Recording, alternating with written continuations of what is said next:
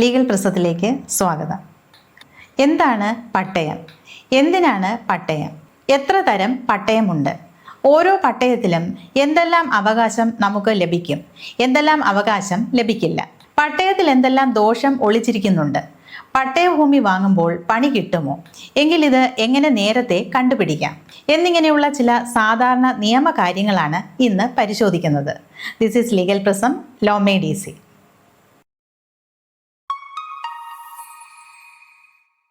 പട്ടയഭൂമി വാങ്ങുമ്പോൾ ശ്രദ്ധിക്കേണ്ട സുപ്രധാന വസ്തുതകളിലേക്കാണ് നാം പോകുന്നത്.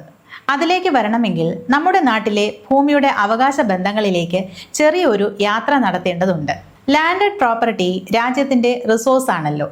അതിൻ്റെ മാനേജ്മെൻറ്റിലും വിതരണത്തിലും 4 സിസ്റ്റത്തിൽ ഏത് വേണമെങ്കിലും അഡോപ്റ്റ് ചെയ്യാവുന്നതാണ്. 4 സിസ്റ്റം എന്ന് പറയുമ്പോൾ feudalism, capitalism, socialism, Gandhian philosophy. ഇതിൽ സോഷ്യലിസം നമ്മുടെ ഭരണഘടന സ്വീകരിക്കുന്നതായി പ്രിയാമ്പിളിൽ പറയുന്നുണ്ടെങ്കിലും ഗാന്ധിയൻ ഫിലോസഫിയെ അടിസ്ഥാനമാക്കിയുള്ള സോഷ്യലിസമാണ് നമ്മൾ ശരിക്കും അഡോപ്റ്റ് ചെയ്തിരിക്കുന്നത്. ഇവിടെ ഭൂമി, വായു, വെള്ളം, അഗ്നി, ആകാശം ഇവ ദൈവദത്തമാണെന്നും അത് എല്ലാവർക്കും ഉപയോഗിക്കാൻ അവകാശമുണ്ടെന്നും അത് ആർക്കും പൂർണ്ണമായി കൈയടക്കാൻ അവകാശമില്ലെന്നുമാണ് ഗാന്ധിയൻ സോഷ്യലിസം നമ്മെ പഠിപ്പിക്കുന്നത്. ഇതിൻ്റെ അടിസ്ഥാനത്തിലാണ് ഒരു കർഷകന് അവൻ്റെ കുടുംബത്തിൻ്റെ ഉപജീവനത്തിനായി കൃഷി ചെയ്യാൻ ആവശ്യമായ അത്ര ഭൂമി മാത്രം സ്വന്തമാക്കി കൈവശം വയ്ക്കാം എന്ന് നിയമം പറയുന്നത്. അമിതമായി ഭൂമി കൈയടക്കാനാകില്ല. അതുപോലെ ഭൂമി കൈവശം വയ്ക്കുമ്പോൾ അത് ശരിയായി കൃഷി ചെയ്ത് പരിപാലിച്ച് അതിൽ നിന്ന് റെന്റും റവന്യൂ എടുക്കണം. അതിൽ നിന്നും സർക്കാരിനൊരു ചെറിയ വിഹിതം ടാക്സ് നൽകണം. അല്ലാതെ അത് തരിശിടാൻ പാടില്ല. ഈ ഗാന്ധിയൻ സോഷ്യലിസം അടിസ്ഥാനമാക്കിയാണ് കേരളത്തിൽ ഭൂപരിഷ്കരണ നിയമം നടപ്പിലാക്കിയത്. ഇത് എല്ലാ സംസ്ഥാനങ്ങളിലും നടപ്പിലാക്കി. അതുപോലെ കേരളത്തിലും നടപ്പിലാക്കി. കേരളത്തിൽ ഒരു കർഷക കുടുംബത്തിന് കൈവശം വയ്ക്കാവുന്ന കൃഷിഭൂമിക്ക് പരിധി നിശ്ചയിച്ചു. 7 ഏക്കർ മുതൽ 20 ഏക്കർ വരെ നീളുന്ന ഒരു സ്കെയിലിലാണ് ഈ സീലിംഗ് കണക്കാക്കുന്നത്. കുടുംബ അംഗങ്ങളുടെ എണ്ണം കണക്കാക്കിയാണ് ഇത് തീർച്ചപ്പെടുത്തുന്നത്.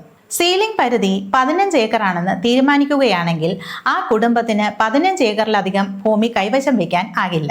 ഇതിന് നേരെ എതിരായിട്ടുള്ള ഒരു സോഷ്യൽ സ്ട്രക്ചറാണ് ക്യാപിറ്റലിസം. അവിടെ ഒരാൾക്ക് എത്ര ഏക്കർ ഭൂമിയും സ്വന്തമാക്കാം, എത്ര കൃഷിഭൂമിയും കൈയടക്കാം. അവിടെ നിന്ന് കർഷകരെ കുടിയിറക്കാം. അവിടെ ആ ഭൂപ്രഭുവിന് കൃഷി ചെയ്യുകയോ ഭൂമി തരിശിടുകയോ ചെയ്യാം. ആർക്കും ചോദ്യം ചെയ്യാനാകില്ല. കാരണം അയാൾ ആ ഭൂമിയുടെ ആബ്സല്യൂട്ട് ഓണറാണ്, ലാൻഡ് ലോഡാണ്. പക്ഷേ നമ്മുടെ നാട്ടിൽ അങ്ങനെ ആബ്സല്യൂട്ട് ഓണർഷിപ്പ് അനുവദിക്കുന്നില്ല. സീലിംഗ് പരിധിയിലധികം ഭൂമി കൈവശം വെച്ചിരുന്നാൽ അത് സർക്കാരിലേക്ക് റെസ്യൂം ചെയ്യും. എന്നാൽ തോട്ടങ്ങളൊക്കെ പാട്ടമായി കൈവശം വയ്ക്കാം. കോപ്പറേറ്റീവ് ഫാമിങ്ങും അനുവദനീയമാണ്. അതും പ്രത്യേക വാണിജ്യ വിളകൾ കൃഷി ചെയ്യുന്ന തോട്ടങ്ങൾ. ഇതുവരെ തേയില, കാപ്പി, ഏലം, കശുവണ്ടി തുടങ്ങിയ തോട്ടങ്ങൾക്ക് പരിരക്ഷ ലഭിക്കുന്നുണ്ട്. അവിടെയും കൈവശം വയ്ക്കാവുന്ന 15 ഏക്കർ അളന്നു നൽകുകയും ബാക്കി കൈവശം വെച്ചിട്ടുള്ള തോട്ടങ്ങൾക്ക് സ്റ്റേ എവിക്ഷൻ നടപടി നിലനിർത്തുകയുമാണ് ചെയ്തിട്ടുള്ളത്. എന്നുവെച്ചാൽ 15 ഏക്കർ കഴിഞ്ഞുള്ള സ്ഥലത്തിന് സർക്കാരിന് റിസംഷൻ അധികാരം ഉണ്ടെന്ന്, തിരികെ എടുക്കാൻ കഴിയുമെന്ന്. ചരിത്രം അവിടെ നിൽക്കട്ടെ, നമ്മുടെ ഭൂമിയിലെ അവകാശ ബന്ധമാണ് പ്രധാനമായി പരിശോധിക്കേണ്ടത്. പട്ടയങ്ങളെക്കുറിച്ചാണ് മനസ്സിലാക്കേണ്ടത്. ഇതിൽ ആദ്യത്തെ പട്ടയം ജന്മം പട്ടയമാണ്. ഒരു കുടുംബത്തിന് സീലിംഗ് പരിധിയിൽ ഉൾപ്പെടുത്തി നൽകിയ 15 ഏക്കർ ഭൂമി ജന്മാവകാശമുള്ള ഭൂമിയാണ്. അത് ഫ്രീ ഹോൾഡ് റൈറ്റ് ആണ്. അതുപോലെ അത്തരം ജന്മം ഭൂമികളിൽ പണ്ട് തൊട്ടേ താമസിച്ച് കൃഷിപ്പണികൾ ചെയ്തു വന്നവർക്ക് കുടിക്കിടപ്പായും കുടിയിരിപ്പായും ആ ജന്മം ഭൂമിയിൽ ജന്മാവകാശം കൈവന്നു. ഇത് 1/1/1970 ജന്മാവകാശം കൺഫർ ആകുന്നത്. ഈ തീയതിയിലെ ഫിക്സിറ്റി ഓഫ് ടെനുവർ എന്ന അവകാശം ഗവൺമെന്റ് കൺഫേം ചെയ്ത് സർട്ടിഫൈ ചെയ്ത് കൊടുക്കുന്നുണ്ട്. ഈ സർട്ടിഫിക്കേഷനെ നമ്മൾ പട്ടയം എന്നാണ് വിളിക്കുന്നത്. പക്ഷേ അത് ശരിക്കും ഒരു പട്ടയമല്ല, അത് സർട്ടിഫിക്കറ്റ് ആണ്. ക്രയ സർട്ടിഫിക്കറ്റ്, ഫ്രീ ഹോൾഡ് റൈറ്റ് ഉണ്ടെന്നുള്ള സർട്ടിഫിക്കറ്റ്. ഇനി നമ്മൾ ഇവിടെ നിരവധി പട്ടയങ്ങൾ പരിചയപ്പെടും. അതാണ് ശരിക്കുമുള്ള പട്ടയം. അതിലൊന്നും തന്നെ ഫ്രീ ഹോൾഡ് റൈറ്റ് ഇല്ല എന്നതാണ് പ്രത്യേകത. അത് കണ്ടീഷണൽ ട്രാൻസാക്ഷൻ ആണ്. ജന്മം ഭൂമികളിൽ മാത്രമാണ് ഫ്രീ ഹോൾഡ് റൈറ്റ്. പട്ടയത്തിലെ കണ്ടീഷൻ തെറ്റിയാൽ ഭൂമി കൈമാറ്റം റദ്ദാകും. അതിലൊന്നാമത്തേത് ജന്മികളിൽ നിന്നും സർക്കാർ റിസംഷൻ നടത്തി പിടിച്ചെടുത്ത മിച്ച ഭൂമിയുടെ പട്ടയമാണ്. ഈ പട്ടയം സീലിംഗ് റൂൾസിലെ റൂൾ 31 സബ് ക്ലോസ് 9 പ്രകാരമായിരിക്കും നൽകുന്നത്. ഈ പട്ടയത്തിന്റെ മുകളിൽ ഫോറം 20 എന്നും പട്ടയമെന്നും റൂൾ 31 സബ് ക്ലോസ് 9 എന്നും എഴുതിയിരിക്കുകയും ചെയ്താൽ അത് മിച്ചഭൂമി പട്ടയമാണെന്ന് ഉറപ്പിക്കാം. ആ പട്ടയപ്രകാരം ലഭിച്ച ഭൂമിയുടെ റെസ്ട്രിക്ഷൻസ് എന്താണെന്ന് നോക്കാം. ഈ പട്ടയപ്രകാരമുള്ള ഭൂമി കൃഷിക്ക് വേണ്ടിയാണ് പതിച്ചു നൽകിയിരിക്കുന്നത്. അത് മറ്റാവശ്യങ്ങൾക്ക് വിനിയോഗിക്കാനാകില്ല. അത്യാവശ്യത്തിന് കന്നുകാലിപ്പുരയും കളപ്പുരയും മെതിസ്ഥലവും താമസ വീടും നിർമ്മിക്കാം. ആ സ്ഥലം വാണിജ്യ ആവശ്യത്തിനോ ഖനനത്തിനോ ഒന്നും ഉപയോഗിക്കാനാവില്ല. അങ്ങനെ ഉപയോഗിച്ചാൽ ആ പട്ടയം ക്യാൻസൽ ചെയ്ത് ഭൂമി സർക്കാർ കണ്ടുകെട്ടുമെന്നാണ് പട്ടയത്തിലെ വ്യവസ്ഥ. ഈ ഭൂമി കുടുംബത്തിന്റെ ഉപയോഗത്തിനുള്ളതാണ്. അത് പുറത്ത് വിൽക്കുന്നത് അനുവദിച്ചിട്ടില്ല. എന്നാൽ അനന്തരാവകാശികൾക്ക് നൽകാം. അതുപോലെ 20 വർഷം കഴിഞ്ഞാൽ പുറത്ത് വിൽപ്പന നടത്താം എന്ന് പറയുന്നു. അപ്പോഴും വാങ്ങുന്നവർ ആ ഭൂമിയുടെ ഉപയോഗം മാറ്റാൻ പാടില്ല. കൃഷിക്കും അനുബന്ധ പ്രവർത്തികൾക്കും മാത്രമേ ഉപയോഗിക്കാവൂ. ഇനി സർക്കാർ വകയായ ഭൂമിയുടെ പട്ടയത്തെക്കുറിച്ച് പറയാം.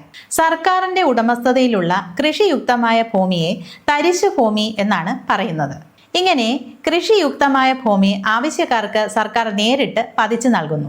ഇപ്രകാരം കൃഷിയുക്തമായ ഭൂമി 2008 മുൻപ് കയ്യേറി കൃഷി ചെയ്ത് കൈവശം വയ്ക്കുന്നവർക്കും പതിച്ചു കിട്ടാനുള്ള അർഹത കൈവരും.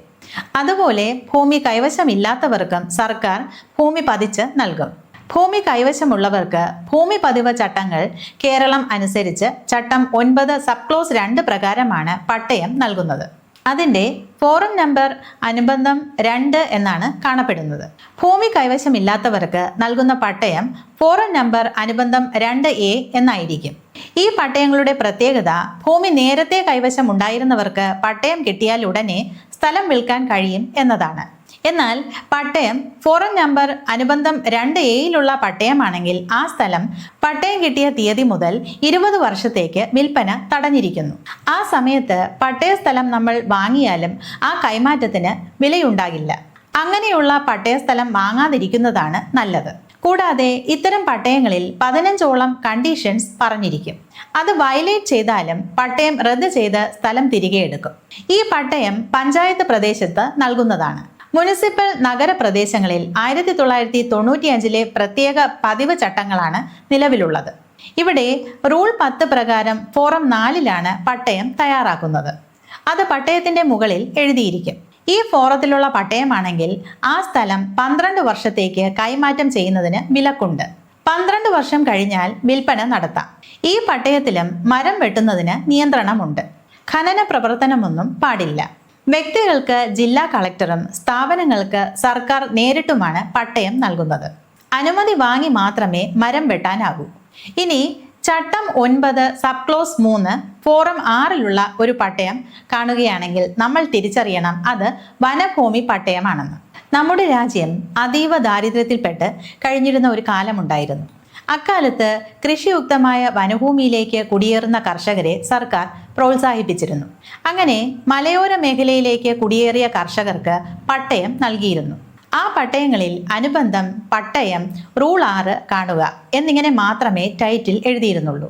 ഇത് 1968 മലയോര കുടിയേറ്റവൽക്കരണ പദ്ധതി പ്രകാരമുള്ള പട്ടയമാണ്. ഹൈറേഞ്ച് കോളനൈസേഷൻ സ്കീം ഇടുക്കി ജില്ലയിലെ അഞ്ചനാട് പ്രദേശങ്ങളിലെ കാന്തള്ളൂർ, വട്ടവട, കൊട്ടാക്കമ്പൂർ, കീഴാന്തൂർ എന്നിവിടങ്ങളിൽ ഇത്തരം പട്ടയങ്ങളുണ്ട്. കൂടാതെ നെടുങ്കണ്ടത്തെ കല്ലാർപട്ടം കോളനിയിലൊക്കെ ഇത്തരം പട്ടയങ്ങളാണ്. ഈ പട്ടയഭൂമികൾ വിൽപ്പന നടത്തുന്നതിന് നിയന്ത്രണമില്ല. ചിലപ്പോൾ പട്ടയം ഫോറം 6 തൊട്ടു താഴെ റൂൾ 13 സബ് ക്ലോസ് 2 പ്രകാരം നൽകിയത് എന്ന് പറഞ്ഞിരിക്കും. ഇത് 1970 ആരബിൾ ഫോറസ്റ്റ് ലാൻഡ് അസൈൻമെന്റ് റൂൾസ് പ്രകാരമുള്ള പട്ടയമാണ്. കൃഷിയോഗ്യമായ വനഭൂമി പതിവ് ചട്ടങ്ങൾ.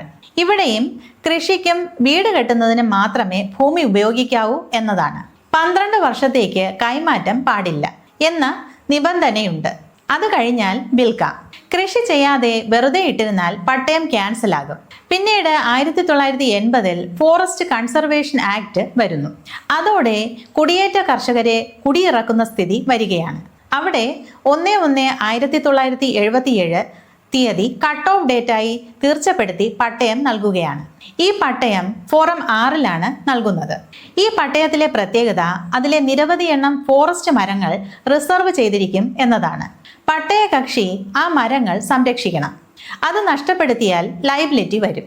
പട്ടയക്കാരനും പിന്നീട് ആ സ്ഥലം വാങ്ങുന്നയാളും മരങ്ങളുടെ ഉത്തരം പറയേണ്ടി വരും.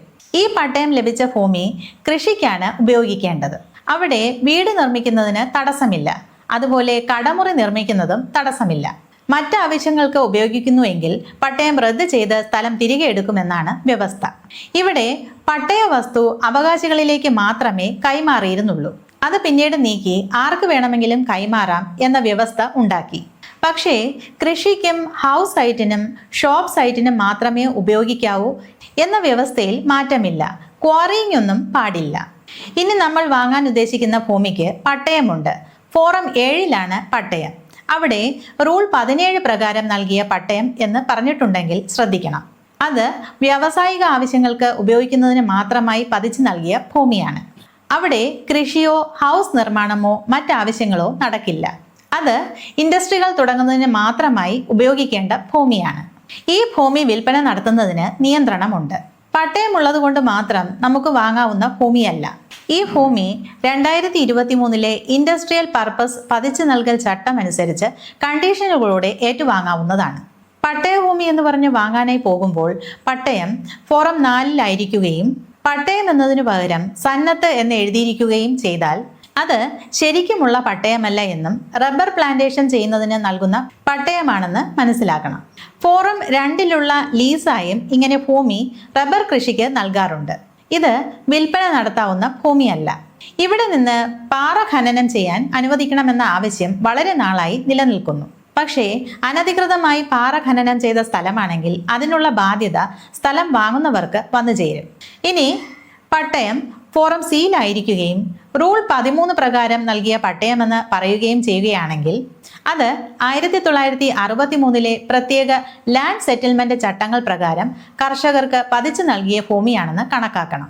ഈ ഭൂമിയിൽ 1 വർഷത്തിനകം കൃഷി ഇറക്കുകയും അത് തുടർന്ന് വരികയും വേണം. കൃഷി ഉപേക്ഷിച്ചാൽ പട്ടയം റദ്ദാകും. 10 വർഷത്തേക്കാണ് കൈമാറ്റം ചെയ്യാൻ പാടില്ലാത്തത്. കൈമാറ്റം ചെയ്യുമ്പോൾ കർഷകർക്കാണ് കൈമാറ്റം ചെയ്യേണ്ടത്. ഇനി പട്ടയം ലഭിച്ചിരിക്കുന്നത് ഫോറം 3-ലാണ്. റൂൾ 10 പ്രകാരം നൽകിയ പട്ടയമെന്ന് പറയുന്നു എങ്കിൽ അത് ഭൂദാനം വഴി പതിച്ചു നൽകിയ ഭൂമിയാണ്. വിനോബ ഭാവെയുടെ ഭൂദാന പ്രസ്ഥാനം. ഇത് കുടുംബപരമായി തലമുറകളിലേക്ക് കൈമാറാം.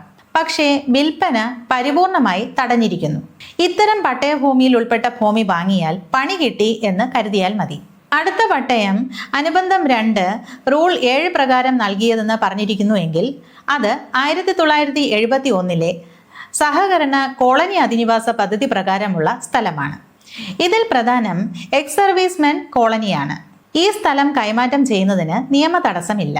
നെടുമങ്ങാട് താലൂക്കിലൊക്കെ ഇത്തരം എക്സ് സർവീസ്മെൻ കോളനികൾ ഉണ്ട്. 2001 പട്ടിക ഗോത്രവർഗത്തിലുള്ളവർക്ക് ഭൂമി പതിച്ചു നൽകുന്നതിന് നിയമം കൊണ്ടുവരുന്നത്. ഈ പട്ടയത്തിൽ ഫോറം B റൂൾ 8 എന്ന് രേഖപ്പെടുത്തിയിരിക്കും. ഈ പട്ടയഭൂമി യാതൊരു കാരണവശാലും വിലയ്ക്ക് വാങ്ങാൻ പാടില്ല. അത് വിൽപ്പത്രമായി മക്കൾക്കും അനന്തരാവകാശികൾക്കും നൽകാമെന്നല്ലാതെ വിൽപ്പന നടത്താൻ കഴിയില്ല. ഈ ഭൂമി 1999 പട്ടികവർഗ ഭൂമി കൈമാറ്റ നിയന്ത്രണവും പുനരവകാശ സ്ഥാപനവും ആക്ട് കേരളം അതിൻ്റെ പ്രവർത്തന പരിധിയിൽ വരുന്നതാണ്. ഈ ആക്ടിൻ്റെ പ്രവർത്തന പരിധിയിൽ വരുന്ന ഭൂമി വാങ്ങുന്നവർക്ക് 1 വർഷം കഠിന തടവും പിഴയും കൈമാറ്റം അസാധുവാക്കലും ഒക്കെ വരും. സെക്ഷൻ 12 പ്രകാരം. ഇനി അനുബന്ധം 2-ൽ റൂൾ 8 സബ് ക്ലോസ് H എന്ന് രേഖപ്പെടുത്തിയ പട്ടയമാണെങ്കിൽ അതിനെ ഫോറസ്റ്റ് പട്ടയം എന്നാണ് പറയുന്നത്. അത് ശരിക്കും പട്ടയമല്ല, ഒരു റെക്കോർഡ് ഓഫ് റൈറ്റ് ആണ്. വനമേഖലയിൽ നൂറ്റാണ്ടുകളായി അധിവസിക്കുന്ന ഗോത്രവർഗക്കാർക്കും ആദിവാസികൾക്കും നൽകുന്ന ഒരു ടൈറ്റിൽ രേഖയാണ് ഇത്. ഇതിൽ ഗോത്രവർഗക്കാരല്ലാത്ത ഫോറസ്റ്റ് സെറ്റിൽമെന്റുകളിൽ താമസിക്കുന്ന ആൾക്കാരും വരുന്നതാണ്. ഇതിനെ FRA പട്ടയം, ROR പട്ടയം എന്നൊക്കെ പറയാറുണ്ട്. വനം റവന്യൂ വകുപ്പുകൾ ജോയിന്റ് വെരിഫിക്കേഷൻ നടത്തിയാണ് ഈ ടൈറ്റിൽ രേഖ നൽകുന്നത്. ജില്ലാ കളക്ടർ ആയിരിക്കും ഇത് അനുവദിക്കുന്നത്. ഈ ഭൂമി അനന്തരാവകാശികളിലേക്ക് കൈമാറാം. എന്നാൽ യാതൊരു കാരണവശാലും വിൽപ്പന നടത്താൻ പാടില്ലാത്തതാണ്. ഇനി പട്ടയം ഫോറം 6-ലാണ്, പക്ഷേ റൂൾ 23 കാണുക എന്ന് പറഞ്ഞിരിക്കുന്നു. അപ്പോൾ നമ്മൾ ആ പട്ടയം പ്രൈവറ്റ് ഫോറസ്റ്റിൽ ഉൾപ്പെട്ട ഭൂമി വെസ്റ്റ് ചെയ്ത് പതിച്ചു കിട്ടിയതാണെന്ന് കരുതണം. ഈ പ്രൈവറ്റ് ഫോറസ്റ്റ് പ്രധാനമായും പഴയ മലബാർ ഏരിയയിലാണ് കാണുന്നത്. അസസ് ചെയ്യാത്ത ഭൂമിയാണ് ഇത്. എന്നാൽ സ്വകാര്യ വ്യക്തികൾ അനധികൃതമായി കൈയടക്കി വെച്ചിരിക്കും. ഇതിൽ കുറേ ഭാഗം ഫോറസ്റ്റ് ഡിപ്പാർട്ട്മെന്റും കൈവശം വെച്ചിരിക്കും. ഇത്തരം കൃഷി ചെയ്യാത്ത വനപ്രദേശങ്ങൾ സർക്കാരിലേക്ക് വെസ്റ്റ് ചെയ്ത് പതിച്ചു നൽകുന്ന പട്ടയമാണ് ഇത്. വനവകുപ്പുമായി തർക്കമുണ്ടെങ്കിൽ അത് തീർക്കുന്നതിന് പ്രത്യേക ഫോറസ്റ്റ് ട്രൈബ്യൂണലുകൾ ഉണ്ട്. ഈ പട്ടയത്തിൽ ഉൾപ്പെട്ട ഭൂമി കൈമാറ്റം ചെയ്യാവുന്നതാണ്. എന്നാൽ ഗോത്രവർഗ വിഭാഗത്തിൽപ്പെട്ടവർക്കാണ് പതിച്ചു നൽകുന്നതെങ്കിൽ വിൽപ്പന തടയുന്ന പ്രത്യേക നിബന്ധന കാണാം. ഈ പട്ടയങ്ങളൊക്കെ വരുന്നതിന് മുൻപും ഇവിടെ പട്ടയം നൽകുന്ന രീതി ഉണ്ടായിരുന്നു. ചെമ്പ് പട്ടയം, പുതുവൽ പട്ടയം, സെറ്റിൽമെന്റ് പട്ടയം എന്നിങ്ങനെ. ബ്രിട്ടീഷ് ഭരണകാലത്ത് റോയൽ പ്രൊക്ലമേഷൻ വഴിയും മദ്രാസ് പ്രസിഡൻസി വഴിയും പട്ടയം കൊടുത്തിട്ടുണ്ട്. ലാൻഡ് അസൈൻമെന്റ് റെഗുലേഷൻസ് വഴിയാണ് പട്ടയം കൊടുക്കുന്നത്. സർക്കാർ ലാൻഡിനാണ് പട്ടയം കൊടുക്കുന്നത്. ജന്മം ലാൻഡിന്മേൽ ജന്മികൾക്കായിരുന്നു ആധിപത്യം. തിരുവിതാംകൂറിൽ പണ്ടാരവക പാട്ടം ഭൂമിയാണ് കൂടുതൽ ഉണ്ടായിരുന്നത്. ഈ പാട്ടം ഭൂമികളിൽ കർഷകർക്ക് ജന്മാവകാശം അനുവദിച്ച പണ്ടാരപ്പാട്ട വിളംബരം പ്രസിദ്ധമാണ്. കർഷകർക്ക് ഫ്രീ ഹോൾഡ് റൈറ്റ് നൽകുന്ന ഈ വിളംബരത്തിനൊപ്പം ചെമ്പ് തകടിലെഴുതിയ പട്ടയം വിതരണം ചെയ്തിരുന്നതായി കാണുന്നു. ഇതാണ് ചെമ്പ് പട്ടയം. സെറ്റിൽമെന്റ് രജിസ്റ്റർ ആണ് ഇത് കണ്ടെത്തുന്നതിനുള്ള ഏറ്റവും മികച്ച രേഖ. പൊതുവെ പട്ടയങ്ങളുടെ പ്രത്യേകത ഭൂമിയുടെ സർഫേഷ്യൽ യൂസ് മാത്രമാണ് പട്ടയങ്ങൾ വഴി കൈമാറുന്നത്. അതിൽ നമുക്ക് കിട്ടുമ്പോഴുള്ള മരങ്ങൾ നമ്മൾ സംരക്ഷിക്കണം. ഭൂമിയിലെ ധാതുക്കളൊന്നും എടുക്കാൻ നമുക്ക് അനുവാദമില്ല. ഭൂമി കുഴിക്കണമെങ്കിൽ അനുമതി വേണം. അതുപോലെ ഭൂമിയിൽ കെട്ടിപ്പൊക്കണമെങ്കിലും അനുമതി വേണം. ഭൂമിയുടെ എല്ലാ ടാക്സുകളും നമ്മൾ അടയ്ക്കണം. അടയ്ക്കാതിരുന്നാൽ ഭൂമിയുടെ അവകാശം സർക്കാരിലേക്ക് പോകും. പട്ടയത്തിലെ വ്യവസ്ഥകൾ റിലാക്സ് ചെയ്യാൻ സർക്കാരിന് അധികാരമുണ്ട്. ഈ അടുത്ത കാലത്ത് പട്ടയഭൂമി മറ്റാവശ്യങ്ങൾക്ക് ഉപയോഗിക്കുന്നത് റെഗുലറൈസ് ചെയ്യാൻ നിയമനിർമ്മാണം നടത്തിയിരുന്നു. ഇതാണ് വീഡിയോ. ഇങ്ങനെ ഭൂമിയുടെ അവകാശ രേഖകൾ നിരവധിയുണ്ട്. ഇടുക്കി, വയനാട് പോലെയുള്ള മലയോര ജില്ലകളിലാണ് പ്രധാനമായും പട്ടയസ്ഥലം വാങ്ങിയവർ ചതിക്കുഴികളിൽ പെടുന്നത്. ഇവിടെ രവീന്ദ്രൻ പട്ടയം, ബൃന്ദാവൻ പട്ടയം, രാമൻകുട്ടി പട്ടയം, ABCD പട്ടയം, ബോഗസ് പട്ടയം എന്നിങ്ങനെ നിരവധി ഓമന പേരിൽ അറിയപ്പെടുന്ന വ്യാജ പട്ടയങ്ങളുണ്ട്. ഇതിൽ സർക്കാരിന്റെ ലാൻഡ് പോളിസിയുടെ മറവിൽ തെറ്റായ നടപടിക്രമം പാലിച്ച് നൽകിയ പട്ടയങ്ങളെയാണ് വ്യാജ പട്ടയം എന്ന് പറയുന്നത്. പട്ടയത്തിന് പിന്നിൽ നടക്കുന്നത് എന്ന വീഡിയോയിൽ ശരിയായ നടപടിക്രമങ്ങൾ വിശദീകരിക്കുന്നുണ്ട്.